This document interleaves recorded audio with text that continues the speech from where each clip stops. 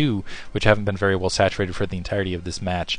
So yeah, just these 4 Hydralisks going to get taken out just momentarily, probably, by the rest of this army getting a couple free hits against those Zealots, and that's just so lame that I can do that here on this map. Anyway, it looks like the Reavers, it looks like a one last all-in attack from David Kim. He's going to attack that front door. Those 2 Reavers are going to stop that really short unless there's some absolute magic Scarab diving. But even if there is magic Scarab diving, you're going to see these Reavers come back to reinforce, so it really probably isn't going to be enough. So yeah, and that's just not enough Hydralisks to get it done. Here comes that large Corsair force. That plus some Disruption Web on top of everything. That should be it, and I think that we're going to see GG immediately after this. From that attack, another Hydralisk getting picked off. At least that's able to draw it back to the north or something like that.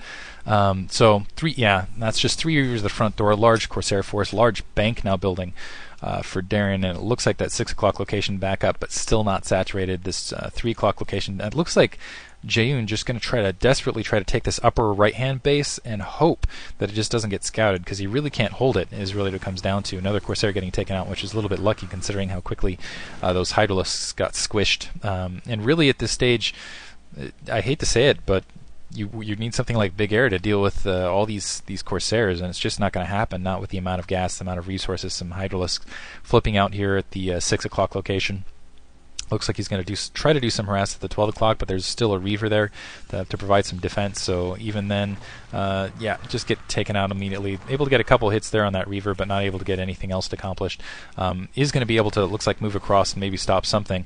But a big counterattack looked like it was moving in. A couple Hydralisks still there at position. It looks like they're actually out in the field, but they're not going to last very long between the D-Web.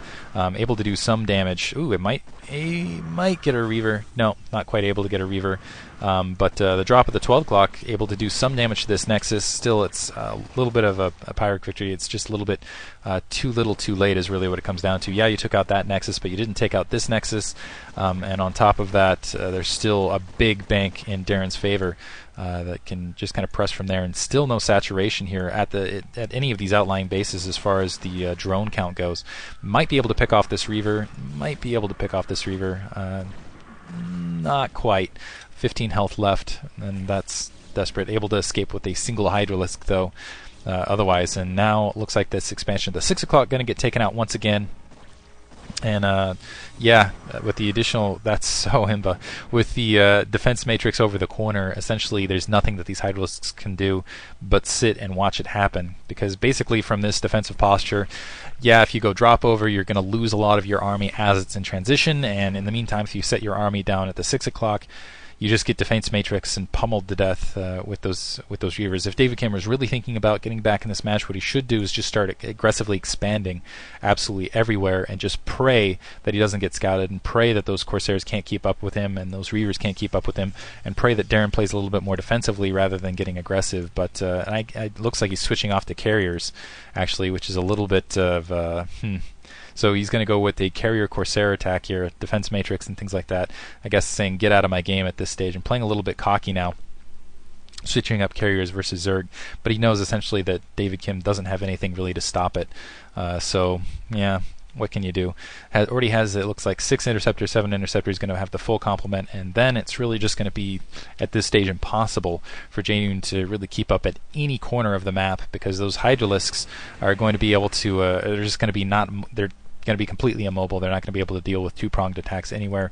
Looks like a couple shuttles coming here to the north, going to be able to see a couple drones take out what's not there, and there's nothing to stop this expansion. It looks like David Kim's actually going to stay in this match. He probably should have GG'd as soon as he saw those carriers, but instead deciding to run up and try to focus fire this down, even though he's losing everything in that top right-hand base, and his main actually looking a little bit thin. You'd think if he had normal drone saturation, might have been able to take that down, but going to be able to get a couple carriers here and there, but definitely not going to win the match overall. Nice win from Darren. Pretty nice strategy and pretty good defense is really what it comes down to, is he really defended well. And again, I feel like David Kim didn't really exploit where he really needed to. Hope you guys enjoyed it. Thank you for listening. Moving on to the next set.